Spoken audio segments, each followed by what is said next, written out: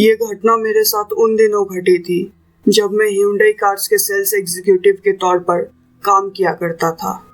जैसा कि मैं सेल्स एग्जीक्यूटिव था तो मुझे अक्सर अलग अलग शहरों में गाड़ियों के सेल के लिए जाना पड़ता था। एक बार मैं और मेरे कुछ कलीग्स एक सर्विस कैंप के लिए यावतमल गए थे, जो कि महाराष्ट्र में है। जैसे ही हमने हमारा काम खत्म किया, मेरे कलीग्स मुझ पर जोर देने लगे कि मैं उनके साथ माहूर चलूं, जो कि यावतमल से 90 किलोमीटर की दूरी पर था। उनके लगातार जिद करने के बाद मैं मान गया और हमने हमारा सामान पैक किया और माहौर के लिए निकल पड़े। उस वक्त शाम के 7 बज चुके थे जब हम माहौर के लिए निकले थे। हम सब काफी खुश थे। रास्ते भर गाते गुनगुनाते और मजाक मस्ती करते हुए हम आगे बढ़ रहे थे। हमारे आसपास का वातावरण धीरे धीरे काफी गंभीर होने लगा, क्योंकि उस वक्त हम लोग भूत प्रेतों के बारे में बात करने लगे थे। हम लोग बात में इतने मशरूफ हो गए थे कि हमें ये तक मालूम नहीं चला कि हम लोग माहूर का रास्ता भटक चुके हैं। उस समय तक काफी अंधकार हो चुका था और हमने हमारे आसपास किसी भी गाड़ी को या आदमी को नहीं देखा। जब हम एक रेलवे क्रॉसिंग को पार करके एक गांव में एंटर कर रहे थे, तभी मुझे शक हुआ कि शायद हम रास्ता भटक चुके हैं। जैसे ही मैंने इसके बारे में कहा, तभी हम में से एक कलीग ने ये कहा कि हम माहूर पहुंचने वाले हैं और अगले 15 मिनट में हम वहां पहुंच भी जाएंगे। जो कि हम रास्ता भटक चुके थे, तो हम लोग किसी भी गलत जगह पहुंचने का चांस नहीं लेना चाहते थे। इसीलिए हमने गांव के एक आदमी से माहूर का रास्ता पूछा। हैरानी की बात तो तब हुई जब उस आदमी ने बताया कि हम माहूर से लगभग 120 किलोमीटर पीछे हैं और हमने एक गलत रास्ता ले लिया है। उस गांव वाले की बात सुनने के बाद हम लोग आगे बढ़े। आगे बढ़ते हुए हमें फिर से वही रेलवे क्रॉसिंग मिला, जो कि हमने पहले भी क्रॉस कर लिया था। मैं आप लोगों को ये बता दूं कि उस गांव वाले की बात को सुनने के बाद हम लोग वापस नहीं मुड़े थे, बल्कि हम लोग आगे हाईवे की तरफ बढ़ गए थे। हमारे कार में बैठे हुए सब लोग काफी हैरान हो गए थे कि आखिर हम फिर से सेम रेलवे क्रॉसिंग को कैसे पार कर सकते हैं, जबकि हमने उस रूट को फिर से लिया ही नहीं। फिर अचानक से हम सब लोग ठंड से कांपने लगे थे। उस वक्त ऐसा लग रहा था मानो जैसे जुलाई में ठंडी का मौसम हो। हम सब लोग को काफी घुटन सा महसूस होने लगा था। हम ठीक से सांसें भी नहीं ले पा रहे थे। ऐसा लग रहा था जैसे कुछ अनदेखा सा हमारे ऊपर काबू पा रहा हो।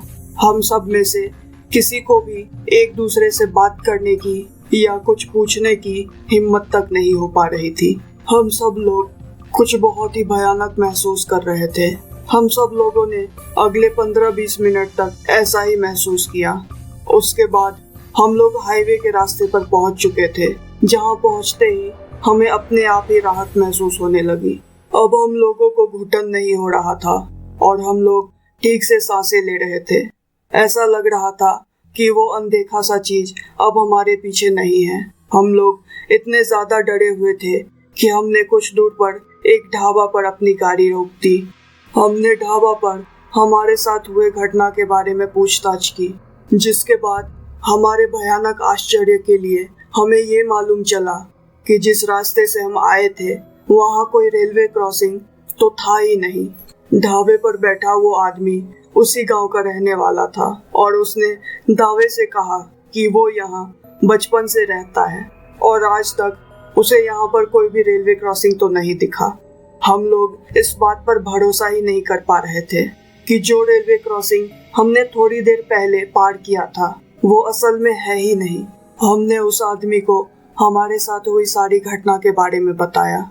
उस आदमी ने हमें बताया कि यह कोई पहली घटना नहीं है जो हमारे साथ घटी थी, बल्कि इस रास्ते से गुजरने वाले बहुत से लोगों ने इसके बारे में पहले भी जिक्र किया है।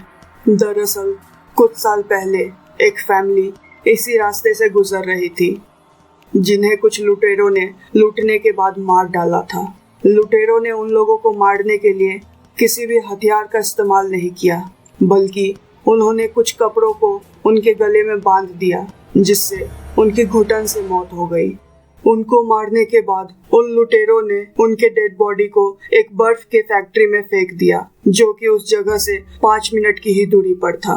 वो लुटेरे तो फरार हो गए, मगर उस परिवार की आत्मा आज भी वहीं भटकती है और बहुत सारे यात्रियों को उस रास्ते का इस्तेमाल करते समय घुटन और ठंड का एहसास होता है।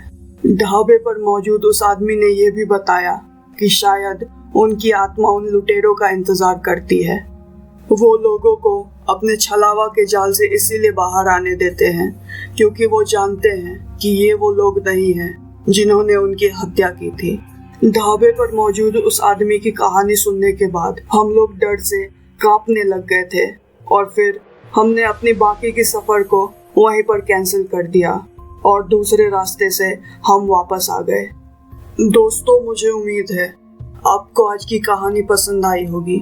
अगर आप ऐसी ही कहानियां सुनना चाहते हैं तो फियर अलार्म को सब्सक्राइब करिए। मुझे मोटिवेट करने के लिए कमेंट, शेयर और लाइक जरूर करिए ताकि मैं ऐसी ही कहानियां आपके लिए जल्द से जल्द लाते रहूं। रखिएगा अपना ख्याल। तब तक के लिए मिलते हैं अगली कहानी में।